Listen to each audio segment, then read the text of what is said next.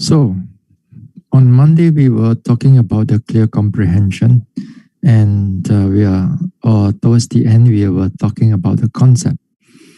And as I said, that in the clear comprehension, the third clear comprehension of domain or gochara sampajanya, then here it's for the mind to able to discern which is the right object and which is not the right object for the development of vipassana, and finally for the realization of nibbana.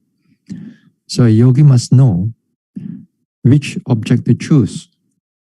If not, you choose the wrong object, there won't be any form of liberation, or you will go into a wrong path, and you may believe that you have a nibbana or liberation, which is conceptually made up, not the real one also. So this is also something that a yogi should take note, because the deeper that you go into this meditation, especially vipassana, your hindrances your desire, mental desire, will not let you go that easily. It will still pull you down and not letting you go deeper into the insight. One of the biggest reasons is that these concepts, the mind made up ideas and formula and future and the past and whatever, time, space, now that the day that we discussed a little bit, those things really pull you into it, and it will not want to let you go unless you make that strong, continuous effort. We go back to the sharing the screen here. Okay, can you see the sampajanya here? All right now? Okay. Now, the day, here we are at the number 3, yeah? At the number 3 domain. And as I said, that we have these two, conventional and ultimate reality. Conventional, you have conventional thoughts, or you have the expression. Reality is the object that you are supposed to take up in vipassana. Not nibbana yana, not now, nama and rupa, but ultimate reality, there are 3 in the sense of nibbana. But the thing is that this one is to go in a little bit more on this concept. Now, this concept, as I said that day, it comes in many ways. Although we can give it a number of categories. After all, they are just concept. They are just mind-made. Concept is like, when you go into a cinema, then you see the screen, as if there are people there, cars and rivers and birds and whatnot, But truly, there's nothing on the screen. It's just light only. But our mind made up that there's a story there. There's a sadness, there's happiness, there's somebody who is it, so and so, on the screen. We make believe. So too when happens in our mind, it happens similarly like when we are in a theater, in a cinema, when we produce this concept. And we produce this concept this is since time immemorial. And I said that while we are living in a conceptual world. We are not living in an ultimate world. We cannot live in an ultimate world because you cannot eat, you cannot do anything. So we live in a conceptual world. So in the conceptual world, we talk about how far, how near, when is it, this way, that way. So all these things we talk about, we using conventional concept. Uh, Now, this conventional concept, they are, when it comes into meditation, it is difficult for us to undo. One thing is that, as I said, that it is very enticing, it is very desirable, delightful. When you meditate, when you some images comes in, or some thoughts comes in, or some ideas comes in, then the mind quickly latch onto the idea. Sometimes you got like a spark of idea coming into the mind, and then we quickly want to grab hold of it. And even some yogis, they will stop the meditation and write down those ideas. As I said now, I don't know, perhaps you heard this before, that I've seen yogis, they are supposed to give a speech in the near future. So right now, while meditating, the speech is coming up in the mind. Wow, it says, this is wonderful.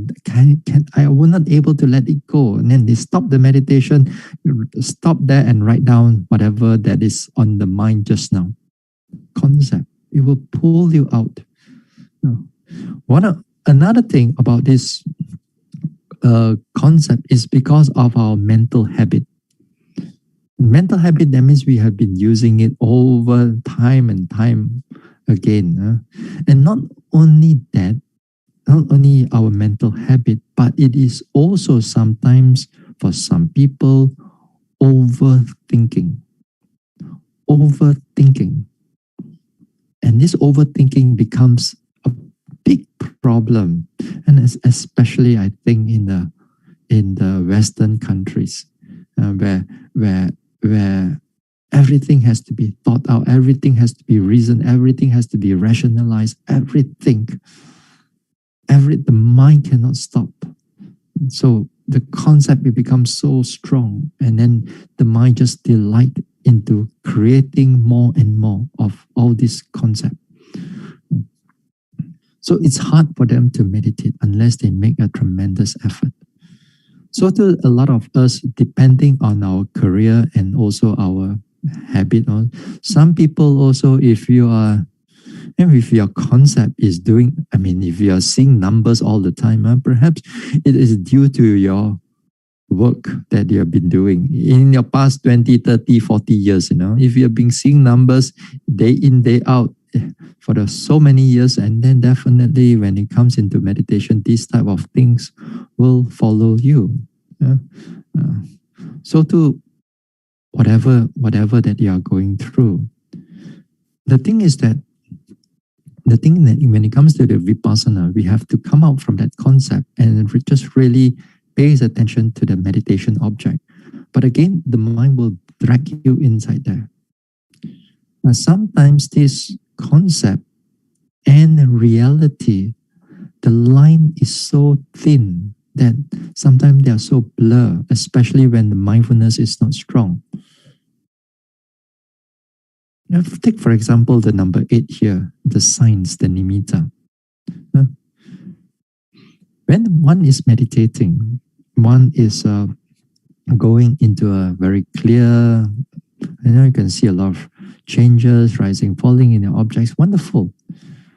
But if you're not careful, sometimes at the background, it's already forming of lights, and some images is coming up, beautiful, very serene, very calming, and very peaceful. And then the mind drop the vipassana objects, drop the noting, the seeing, and then slowly just shift over. It's not a very clear shift. It's just like it's like your eyes just move on to the something which is calm, and something which is clear, and something which is like there may be lights, or there may be images or Buddha or whatever. And then the mind delight into it.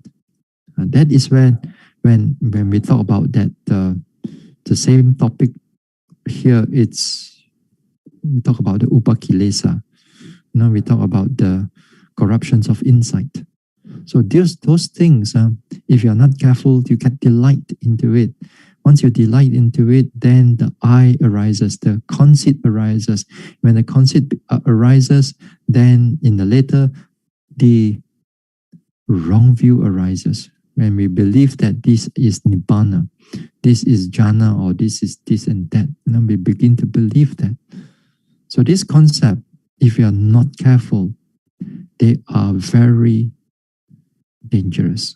It can lead you all the way to, lead you the wrong way to believing that you already attained or having or this and that already.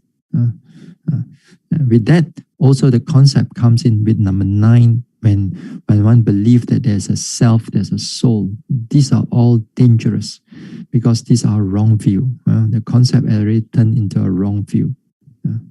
So this one, we have to be careful.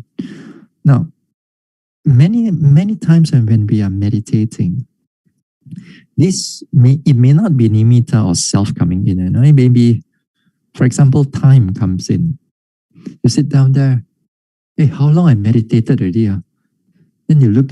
Then the desire, you have to look into the clock and see. Just meditate half an hour only. Close the eye and meditate some more. And then the mind just want to see the time, how long you meditate. And then with the Mahasi Center also, the Mahasi style also, another thing is that the clock every time the yogis is waiting for the clock to ring. It's this time again. Waiting for the time to ring and time to ring. How long have said the pain is so strong? How come it's not ringing? How come is it the clock spoil? Open up the eyes and see, another 15 more minutes. I'm going to have a problem right now. Time. And it's all these things.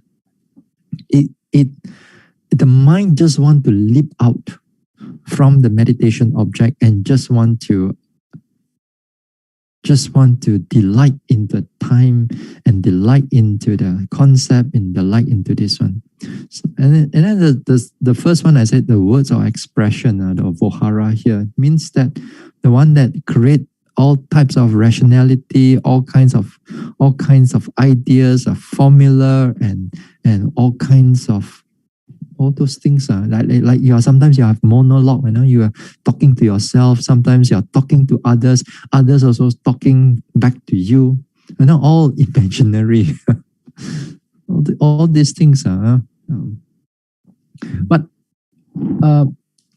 one thing, although as I said that concept, they are not supposed to take up as a meditation object, but concept, it is helpful.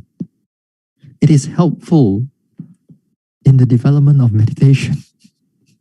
Not to say that it's not helpful. It's not a meditation object. That is one thing. But the next thing is that it can be helpful if you have the so-called right concept. Now, one of the right concept is that while we are giving a Dhamma talk, or when you listen to a Dhamma talk, like right now, it's all concept. My concept here is for you to have a right concept, a right view, right understanding, in order for you to have a certain urgency, certain good direction, certain faith, confidence, in order for your meditation to go forward, or your spiritual path to go forward. So they are helpful. All the Dhamma books that you read, all are concept. All these are concept. And concept also are helpful while you are doing meditation, and especially when we are in the beginning, because this time we use this number 1, the word concept or the expression concept. That one comes as the labeling. It comes as the labeling. So labeling here is a concept. But labeling, it is helpful, especially for a beginner, because this labeling, it directs the mind on the object. It aims the mind, because in the beginning part, the yogi's mind is not strong. We are talking about majority of the yogi. We are talking about 99% of the yogi. Maybe there are 1% is super fast on that one. It's a different case. But 99% of us, we need that labeling in order for the mind to direct to the object. Therefore, mindfulness concentration can develop, and so on. So it is important that in the beginning part, we use the labeling, whether we are walking, sitting, or whether we are doing daily activities, and that is very helpful. And they are very helpful, but they are concept. For example, like when you are doing in-breath, out-breath. While you are doing in-breath, out-breath, when you are doing it, don't keep the mind quiet and softly in and out. Your mind will go into sleep or drowsiness, or your mind will go into a lot of thinking. You go into other concept. So in order to help you to stick your mind onto the object, then the in-breath, out-breath, you need some degree of labeling. So that labeling, it's very helpful. At least it helps you to prolong your observation on the object for a little bit longer. So too, like when you're doing rising and falling, then you mentally label it as rising. Mentally, you label it as falling when it's falling.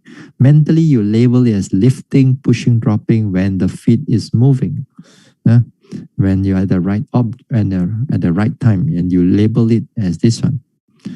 So when you want to move your hands and you want to notice the intention, you notice intention, moving, and then you mentally put it. Mentally you label those things.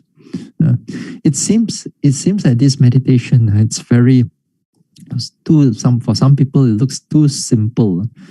You want to move, you just label you want to move. You want to eat, you notice that you are eating. If you are tasting, you notice tasting. If you are thinking, thinking. Some people just can't take it. Why is it that everything that I do must label? Here, label there, label everywhere. This is because it's to help the mind, to aim the mind onto the object. And this is part of vitaka. The initial application of the mind is part of it, and this is where we are arousing it also. In the same time, while we are labeling, we direct the mind onto the object so that the mind stays onto the object. So it's nothing small about it, When you're giving the instruction, and it says that, okay, when you are doing rising, falling, you label it as rising when it's rising. We'll label it as falling when it's falling. This is the technique, the beginning technique for a yogi to develop the meditation. But then there are a few here and there, every now and then, I see these yogis overdoing it with the labeling also. Overdoing it in the sense that they become thinking about the labeling more than the actual meditation object. Say, for example, they take this rising and falling. Okay, this rising and falling. Then after that, they say, maybe the word rising is not so good. Let me think. What word is better? Will it be like expanding or contracting? Would it be a better word rather than just rising and falling?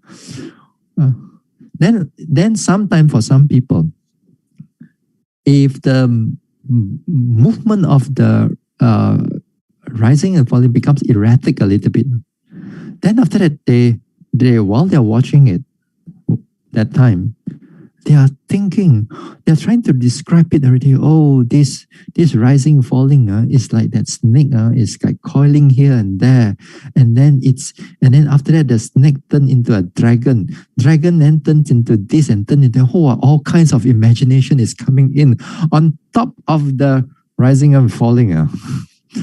So they are overdoing it, they are over describing it. Because sometimes many of the yogis, they're afraid of the teachers. After they say they come into the interview, then they ask the teacher, what have you been noting? Then if they cannot answer us, then see out. So they're afraid. So they begin to trying to remember all kinds of, you try to describe it in your own way, sometimes we do see these people are more thinkers rather than observing, although they are beginning to able to notice something. But again, the mind just want to stay with the description, the labeling more than what they want to observe. That's why their meditation slows down. Then also there are also another one is that those who read too much, and then also of course this is overthinking also. Those who read too much, reading Abhidhamma and all this sutta, there's no such thing as too much one. It's just that when they come into the meditation, they overlap the whole conceptual thing with the meditation object.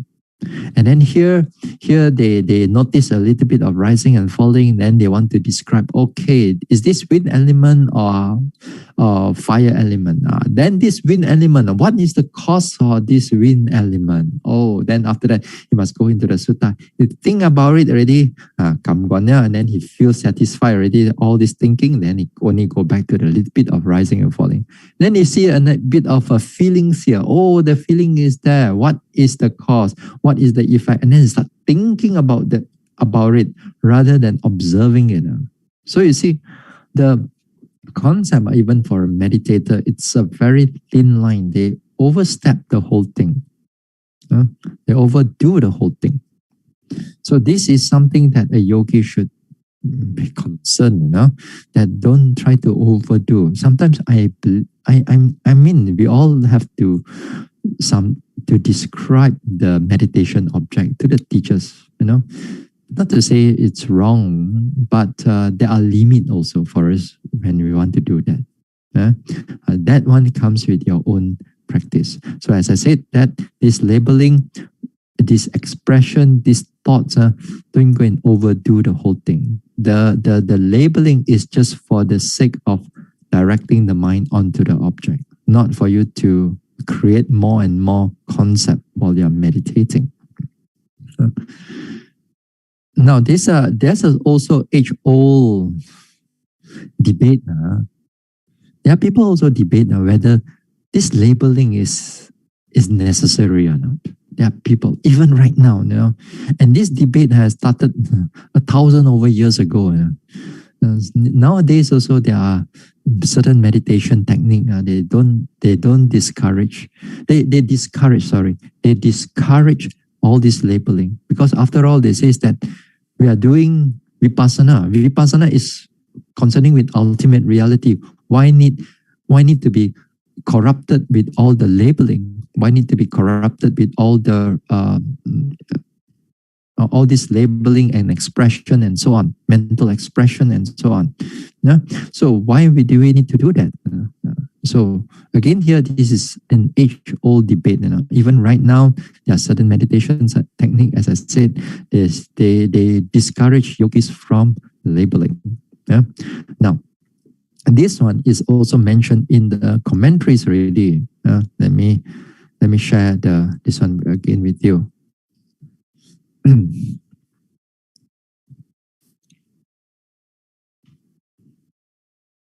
Okay, can you all see? Okay.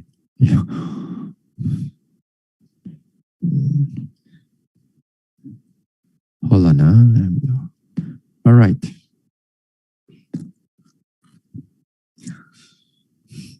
Can you understand, first of all? This is just, I just mentioned about it. This is from the Visuddhimagga sub-commentary, Mahatika. Visuddhimagga is the path of purification. It's already commenting on the suttas and many things. And then here is something to comment on the Visuddhimagga. Okay, so let us, for the sake of argument, pose a question. This one is all from the commentary, This is not just I made it up. Not I put it in, sorry.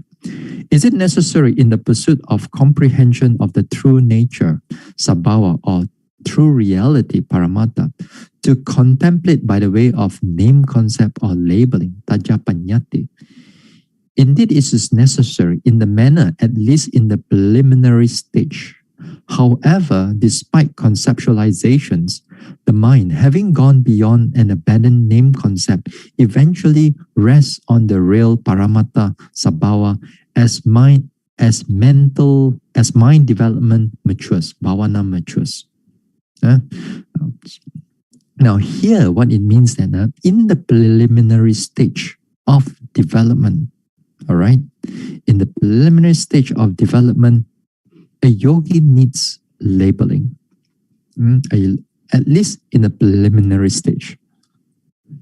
But in a later advanced stage, which is they didn't mention here, in the later advanced stage, when the yogi becomes much more adept to the vipassana objects, here you have to slowly drop the labeling. If you don't drop the labeling, then the labeling will become a hindrance for your development. In the beginning, they are a very useful tool, but in the later part, if you don't drop it, they can be a problem. They can be a big hindrance. And sometimes there are some yogis, because of they're using a lot of labeling in the beginning part, and then the mind becomes very habitual in the labeling also. And even though they have progressed quite far, their labeling is there. But then this time they're gonna slow down the practice, because sometimes teachers don't really tell them to drop labeling. There are teachers don't tell them to drop the labeling, because sometimes there are teachers, well, to say that they haven't gone very far, and then they thought that every yogi also haven't gone very far, so they discourage yogis to drop the labeling. So when they discourage the yogis drop the labeling, and some of the yogis find it hard to progress, because every time the objects are changing quite fast, rising, passing away, or it changed from one object, a few seconds, one object, another second, another object. Now it just keep on changing from one place. You don't have the time just to put an expression, a mental labeling onto the object. So with that, if you just keep on thinking about, okay, right now I'm seeing, by the time you want to think about it, the object already changed to another one. Then you want to start thinking again. That time, you begin to drop the object. You begin to drop the labeling. And here, what is important here, not important. Normally, the dropping of the labeling part here is at the somewhere not too far, actually, by second or third insight now. Things are getting quite fast already. Your objects are changing a little bit more better. Because that day, as I said, by the time you reach about third insight, this is the vipassana first jhana already. That means all the five factors of that jhana factors are vitakka, vichara, piti,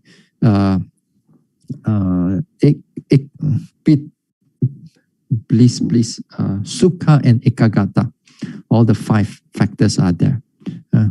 So the five factors are there. That means the aiming part, the labeling part is still there. All right. The aiming part is still there. That means you still need to label. So around about third to fourth insight now, that things are getting much more clearer. That is where, when it comes to the somewhat fourth insight, the tender insight, then that time the vitakka and vichara also is dropped. Other words, that means that the mind can able to notice the object without, in the sense of labeling. That time the mind knows how to take up the object because of concentration. Mindfulness is quite pronounced, quite good during that time. So the labeling has to be dropped around that time. But doesn't mean that once you drop, you don't take it up anymore. Drop doesn't mean that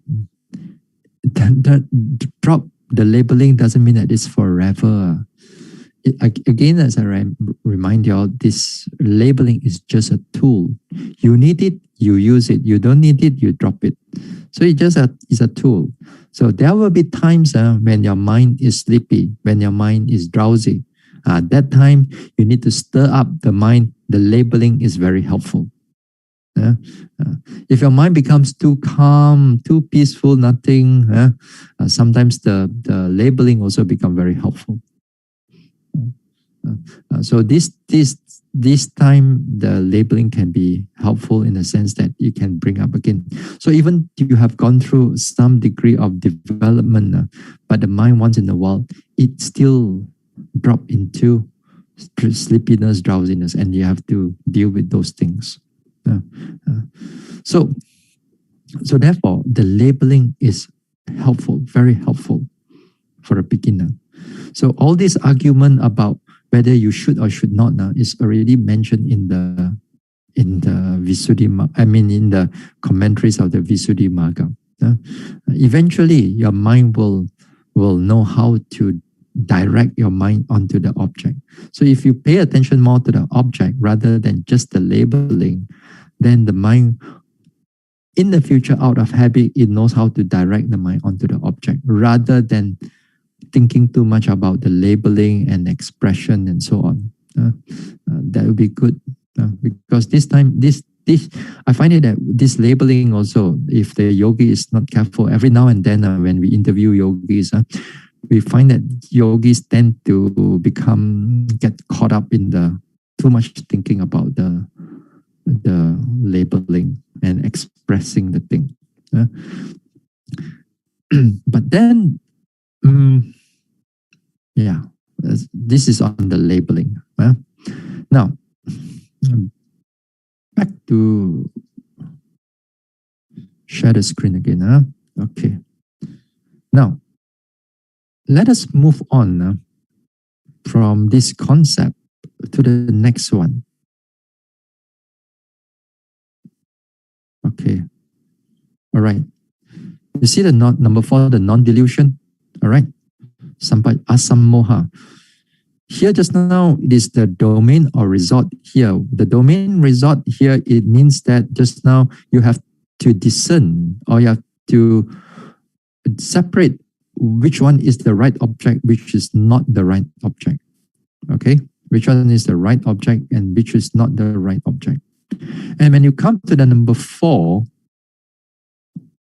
non-delusion, that means you have to you know which is the right object already, and you must know how to pay attention to the right object. That means here the right objects are the 4 foundations of mindfulness, the object of 4 foundations of mindfulness. Now, when you know which is the right object, now you go to the number 4, which is you know the right object. Now you must able to discriminate or discern the object further, in order for you to see the true nature of those objects. And therefore, now we come back here. Therefore, here the conventional, the conceptual thought expression here, all this belongs to the, just now all this we classify under conventional or concepts. We just put it as concepts. And this one, we put it all aside. Now is that when the mind is paying attention to the development of vipassana, we have to take up this nama rupa and not nibbana. Of course, nibbana next time, but nama rupa. Or in the Abhidhamma, if you are more interested, is chitta, cetasika, materiality, rupa here. Okay? So basically, they are nama rupa. That is to say, your mind has to be directed to the qualities of the body and the qualities of the mind. Okay? And to direct to the qualities, meaning that you have to direct the mind looking at or observing at the characteristics of those right objects, the characteristics. And therefore, we have to we have to go into another slide, another this one. Okay. Exit. Stop sharing for this one. Okay, hold on. I go to the next slide. Okay.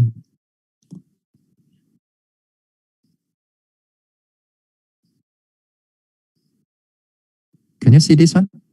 Every mundane paramatta. Okay, good. Wait, let me make it a bit bigger.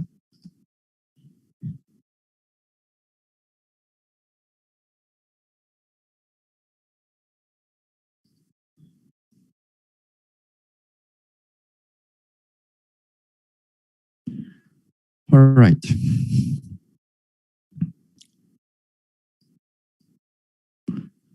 Now, every mundane paramatta dhamma, or nama rupa here, or five aggregate, or six sense bases, etc., all of them have three levels of characteristics. Now, when it comes into asammoha sampajanya, is to the time we always use the word, okay, you have to be thorough, you have to be precise, you have to note it carefully, note it precisely, those things is what we meant, that you have to direct the mind looking into its characteristics. Characteristics here means that like all this nama rupa of all of them have these characteristics, but the first one, there are individual object has its own characteristics and different from another object. Different from another object. Okay. Now, just take a simple example. Let's take a simple example, the rupa, the body. And we take up the rupa or the bodily object. Here, let's say we take up the wind element and the fire element. The wind element is the nature of motion. Its characteristic is the nature of motion and also the nature of kind of like what you call tension, a kind of a tension that give you that support in that sense, Then when you compare it with a fire element here, like for example, when you are noticing your body, then you feel warm or you feel cold. And then the warmness, the coldness is very different from the motion. And then therefore, it is what it means here. They have individual characteristic. And it is important for us to differentiate those things. In the beginning of the meditation, we cannot do the differentiation because everything looks the same only. Everything is just one lump there. We cannot even notice anything else. The mind is not clear. But if through training a little bit by little bit, therefore, when a certain time you develop, actually not very that far, you can able to notice, oh, this is the rising and falling. This is quite clear. It's the nature of wind element. Then after one you notice that wind element, then you notice that the pain arises on the leg. And then you notice the pain. Then you notice it's a sharp pain there. And now you are going from rupa object to a mental object. The feelings belongs to the mental. Although it's connected to the body right now, but it belongs to the mental objects, feelings. So when you notice the feelings, the feelings is completely very different from the rising, falling, or sitting, touching, or the heat element. They are different. So the feelings is in that sense, in that way. Then what else? Then after that, when the thoughts come in, then you start to note thinking. Then the thinking, it's very different from the feelings because that thinking process, if you are noting it correctly, then you see that it's just a thought, that part. It's just a mental process that's passing through. If you can able to do that, that means you can able to separate out the individual characteristic of the sabhava lakkhana.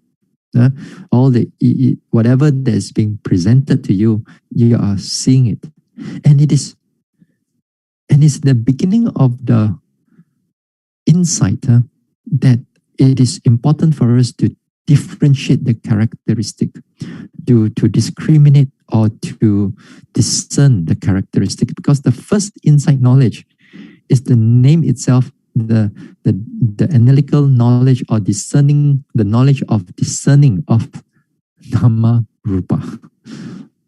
It is the first knowledge. It's the entering, is the gateway into vipassana insight, and finally to nibbana is starting by discerning this individual characteristic, not by thinking, not by conceptualizing, but is by direct observation. So at this asamoha, it's a direct observation right now, and it is important for us to do that, to take note of this individual characteristic. So you have to repeat this again and again and again and again until you are skillful, until the mind, as you notice the object again and again, you see the characteristic, you see its nature. At the same time, the mindfulness, the concentration is developing, is getting stronger. And if it is stronger mindfulness, stronger concentration, stronger wisdom power, then it feed back to noticing the object, and then you see the object even more clearer. And even more clearer, it will feed back to the mental states, and then that noting mind becomes even more stronger, more powerful. So the object and the noting mind, they both go together. So only then you see the individual characteristic.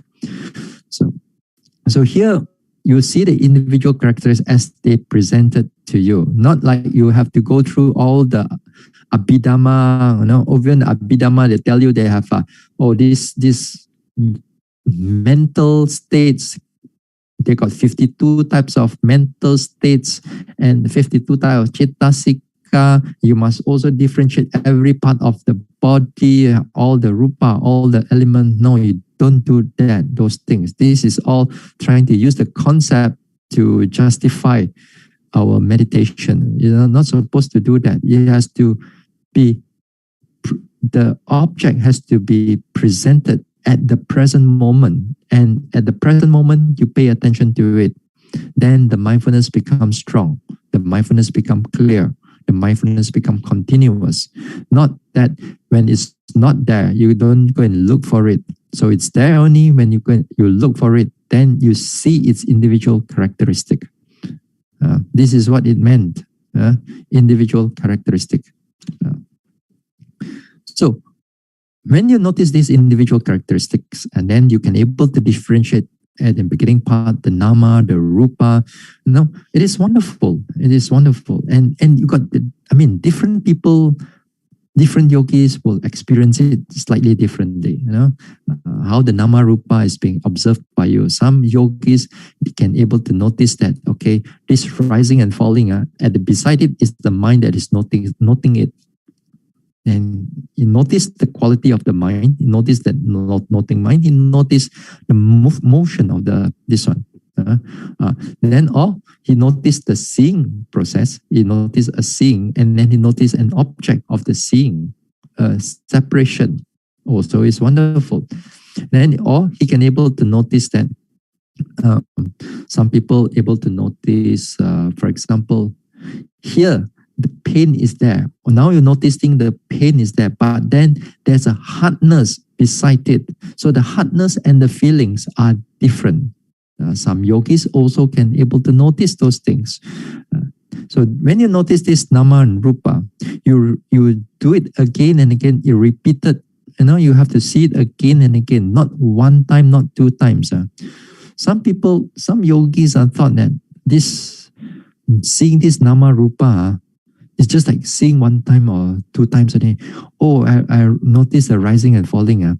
Then after that, oh, I can see this hardness is here. Oh, the mind is here. Oh, ho se liao, I got nama rupa liao. Then he open up his book. Tick. Oh, nama rupa tan liao. Nama rupa got nama rupa. Okay, now let's go to the next insight already. So what is the next insight right now? Next insight is to discerning of the cause and effect. Okay, now I must go and note the intention. Not like that lah.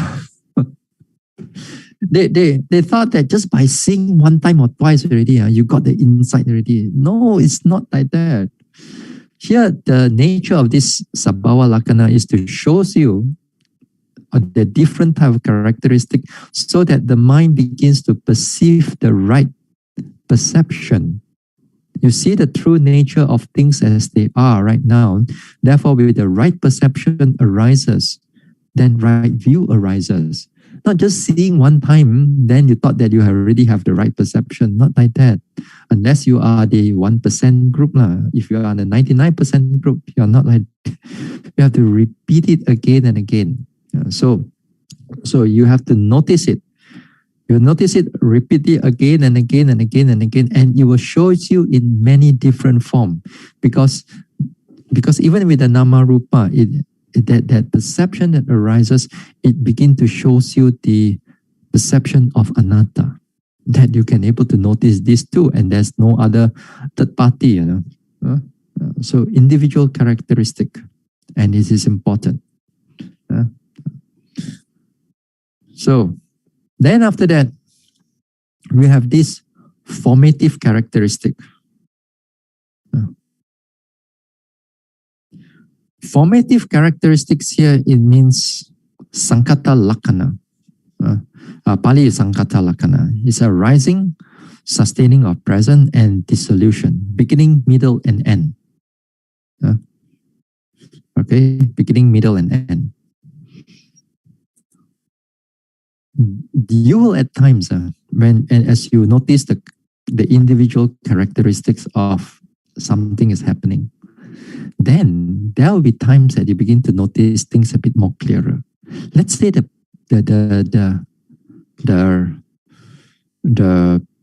pain.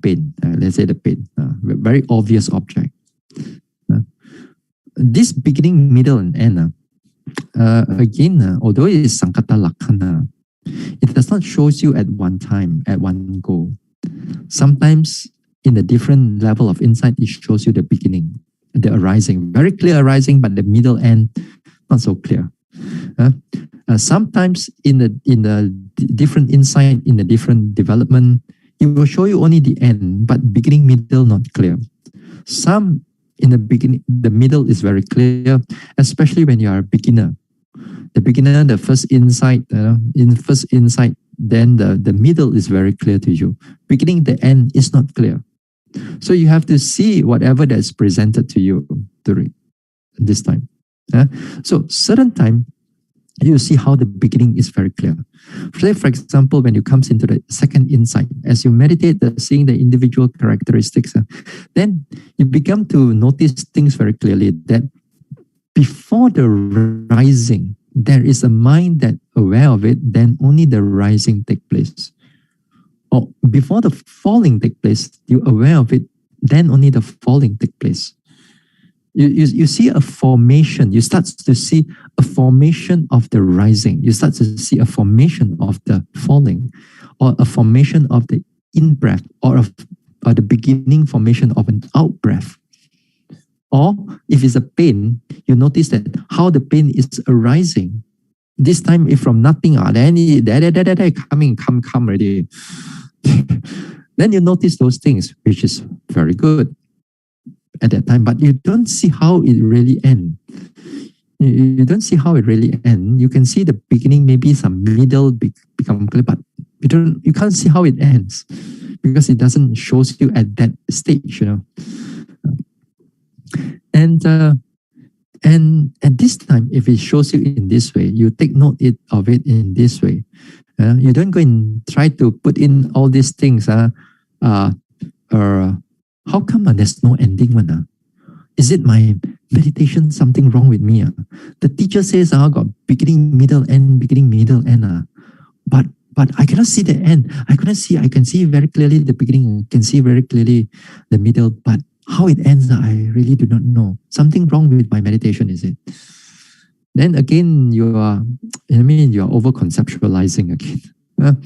You are supposed to see things as they really are. What is being presented to you? Although all object theoretically and also practically, they have this beginning, middle, and end. It's just that when you're going through an insight, you don't see them all at one go.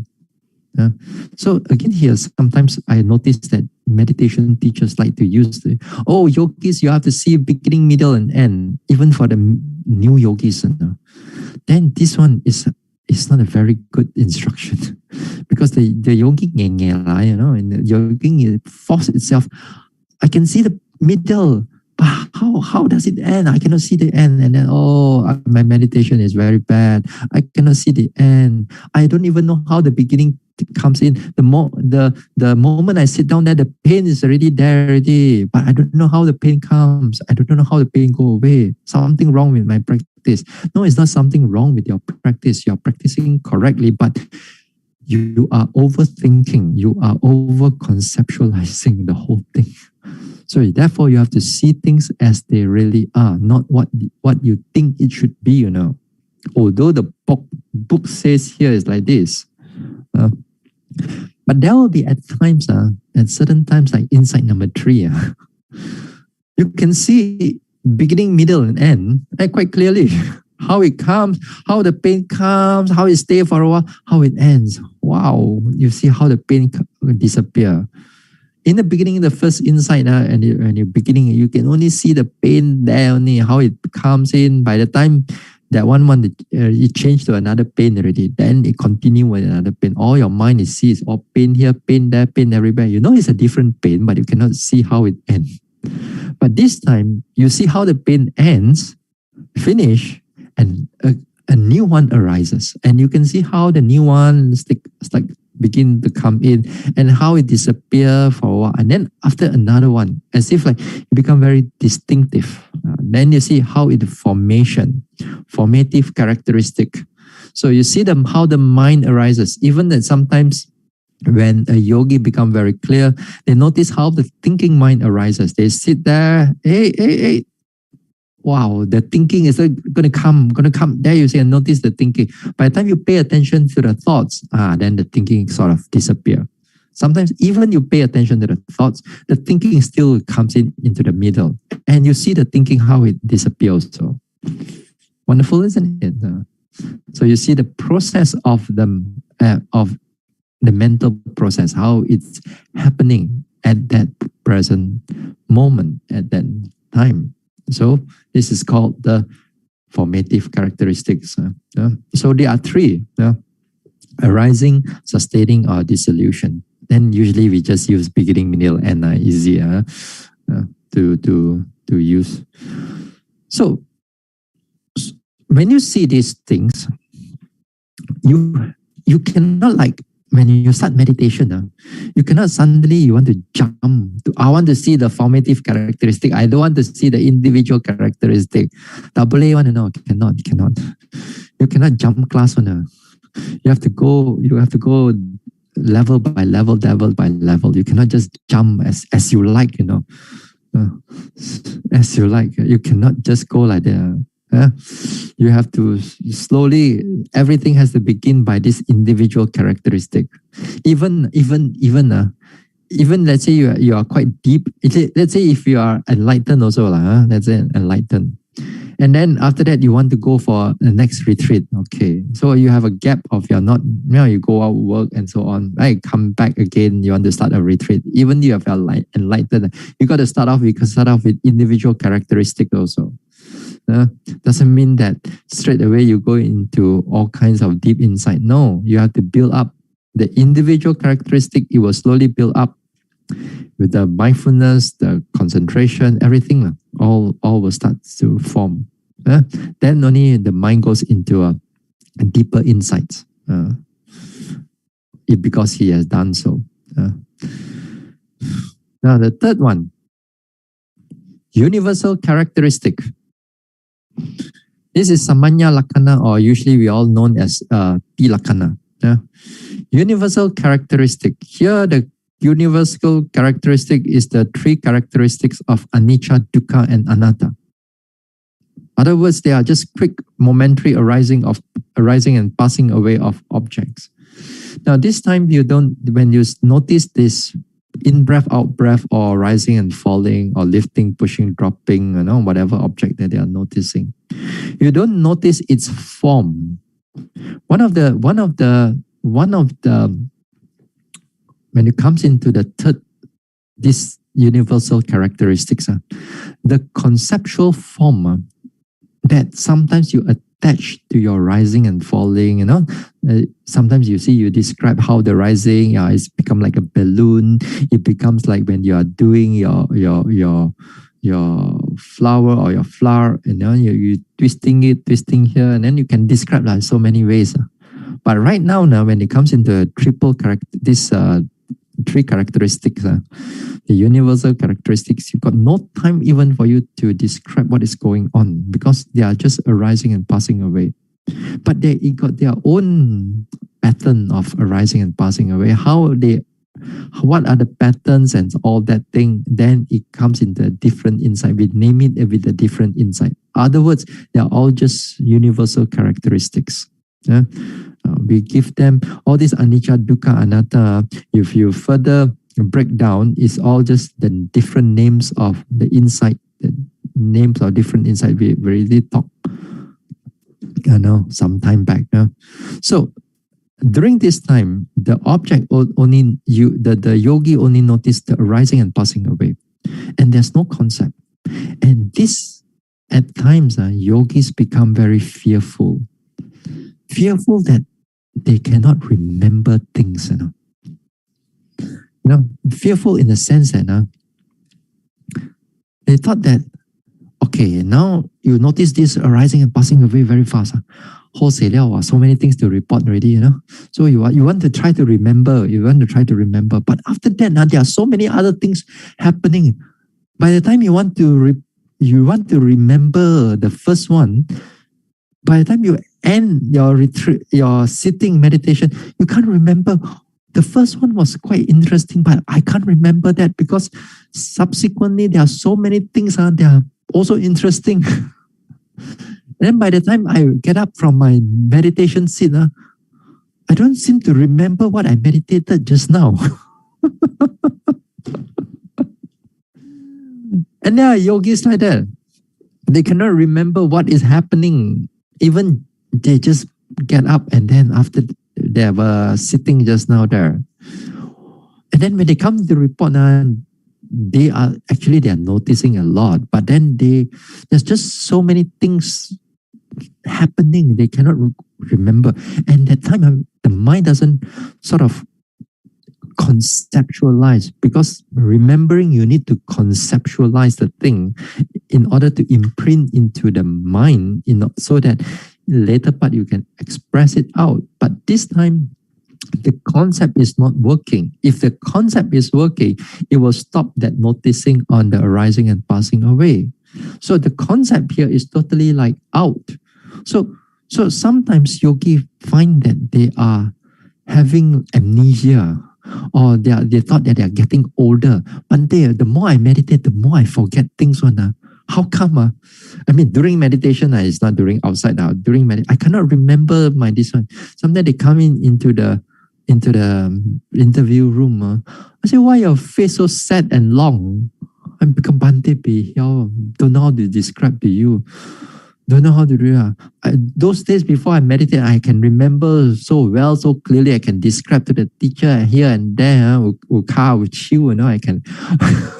I can, I can express everything. But now I cannot remember anything. Something wrong is it with my meditation? Is it something wrong?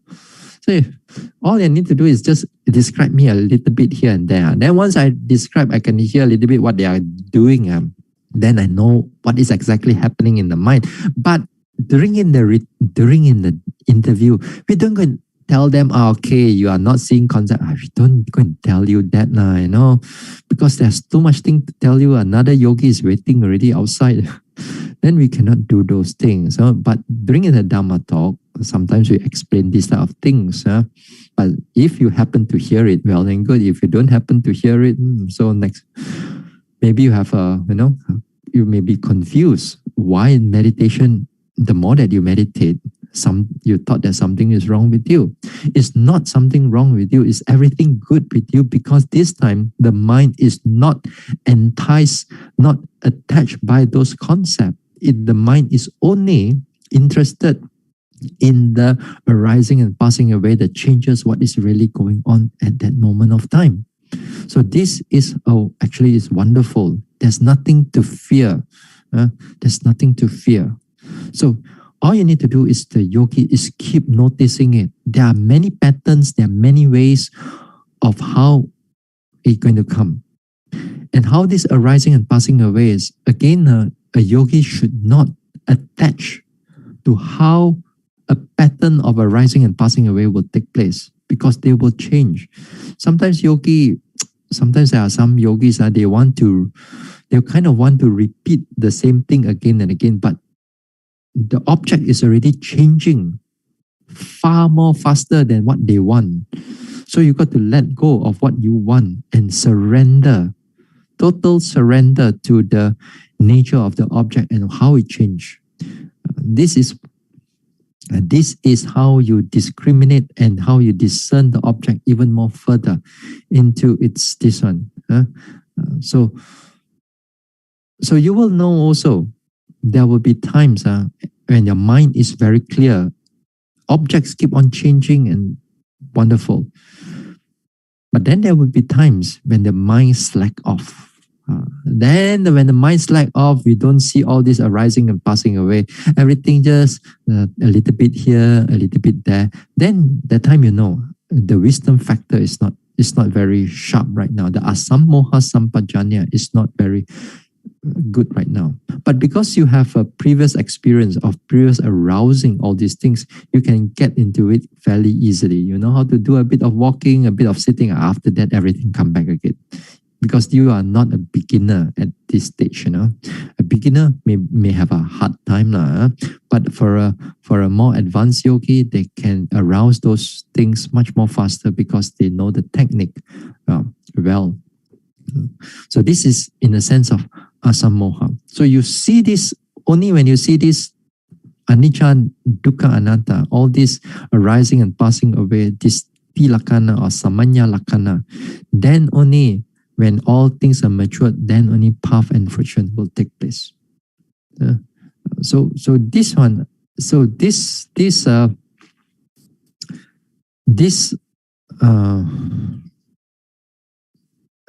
all these are important.